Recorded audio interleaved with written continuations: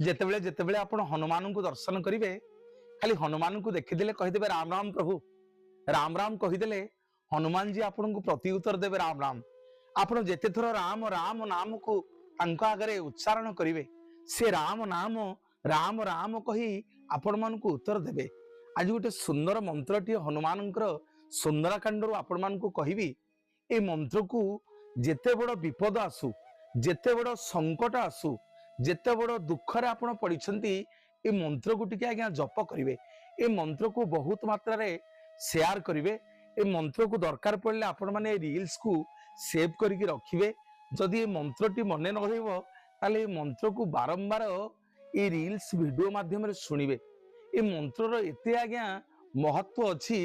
ସୁନ୍ଦରାକାଣ୍ଡର Doha number 26ରେ এই মন্ত্রটি লেখা হয়েছে, দীন দয়ালু বিরদু সমভা।